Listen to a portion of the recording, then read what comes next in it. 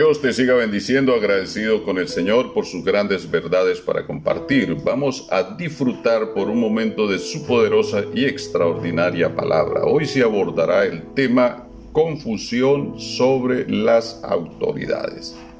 Leo Romanos capítulo 13, versículo 1 en el nombre de Jesús. Sométase toda persona a las autoridades superiores, porque no hay autoridad sino de parte de Dios, y las que hay por Dios han sido establecidas. El tema de las autoridades ha sido tan neurálgico y controversial como el tema de la autoridad. La manera como se aborde en materia de la interpretación o el abordaje hermenéutico que le hagamos puede dar una interpretación que diverge de otras posturas según el método interpretativo. En la Biblia, Reina Valera aparece 57 veces, 31 en el Antiguo Testamento y 26 en el Nuevo Testamento. Y esto es interesante, pues se usa de manera frecuente frente a un legado como en el Nuevo Testamento que refiere a principios, esto es de analizar. Y estaremos hablando de modo muy parco por el factor tiempo acerca de las autoridades, que solo se refiere 9 veces en el contexto nuevo testamentario. Partimos por la definición. ¿Qué es una autoridad? Una autoridad es un organismo o un ente que tiene potestad, que tiene mando y gobierno sobre un grupo de personas. Así lo define la Real Academia. Pero ¿cómo lo define la Biblia? Es importante definir el término y ubicarnos en el contexto en el cual fue escrito dicho versículo. Recordemos que estamos frente a un contexto bíblico que supera el tiempo de aparición de la Real Academia. Culturas totalmente diferentes. Existen varios tipos de autoridades y entre ellas son a saber: las autoridades jurídicas en primer momento, que son impuestas por obligación requerida a un determinado contexto y es una autoridad jerárquica. Podemos referir en esta época a los alcaldes, gobernadores, magistrados, presidentes, jefes militares, policiales, políticos, entre otros. Son autoridades jurídicas.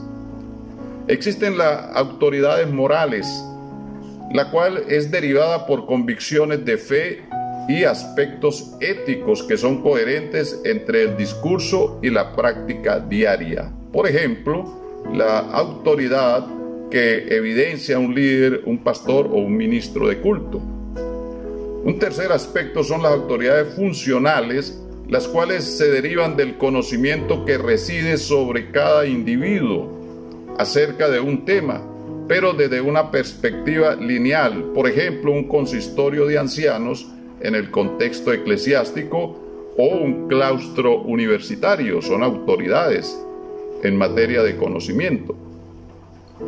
Y las autoridades espirituales, un cuarto aspecto, autoridades espirituales terrenales, y son aquellas que gozan de la llenura del Espíritu Santo para cumplir los propósitos del Señor en el desarrollo y crecimiento de su iglesia. Y también conseguimos autoridades espirituales celestiales, como dice 1 de Pedro 3:22, refiriéndose que a Cristo están sujetas ángeles, autoridades y potestades. Todas ellas están sujetas a nuestro gran Dios y Salvador, Jesucristo. Segunda de Pedro capítulo 2, versículo 10, refiere a los hombres atrevidos y contumaces que no respetan y deslenguadamente dicen mal de las potestades, refiriéndose a las autoridades superiores, olvidando que el hombre fue hecho un poco menor que los ángeles. Incluso dice Judas en el capítulo 1, versículo 8, que blasfeman, es decir, vituperan de dichas potestades, y hay una versión que lo dice muy claro, dice vituperan de las majestades angélicas. Ya visto a grosso modo la conceptualización, vamos a Romanos capítulo 13, versículo 1, nuevamente. ¿A cuáles autoridades superiores debe someterse el creyente? según la recomendación de Pablo. Nótese que no está hablando de autoridades terrenales, estamos hablando de autoridades superiores. Si te ubicas en los tiempos del siglo I, dice la Biblia en el capítulo 12 de Lucas, versículo 11, allí refiere a las autoridades y a los magistrados, y que en caso de ser llevados ante ellos, dice el Señor, no se preocupen por lo que tienen que decir, pues el mismo Espíritu les pondrá palabras.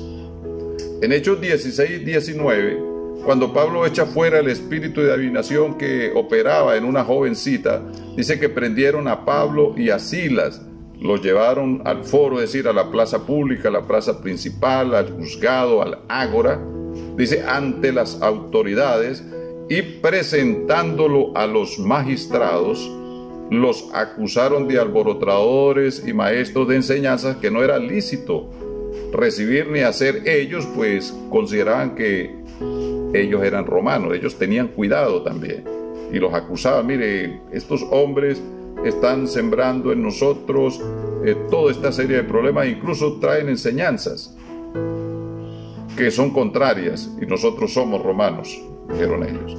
Hechos 19:31 se refiere a unas autoridades también de Asia, que eran amigos de Pablo, no eran judíos tampoco, ni eran romanos, eran asiáticos, y ellos tuvieron cuidado de Pablo ante una revuelta que hubo en Éfeso. Viene un cuestionamiento. ¿Cree usted que las autoridades paganas son a las que se refiere Romanos 13:1? Si las autoridades a que se refiere Romanos 13:1 han sido establecidas por Dios pensando en que son las personas paganas, nos preguntamos, ¿por qué las elige el hombre y no es Dios quien coloca cristianos? ¿Crees tú que la autoridad sociopolítica son autoridades superiores? La Biblia dice, sométase toda persona a las autoridades superiores. Si revisas la versión Reina Valera, purificada del año 1602, dice al texto, toda alma sea sujeta a las potestades superiores. ¿Crees que un gobernante que ignora a Dios es potestad superior? Obviamente que no.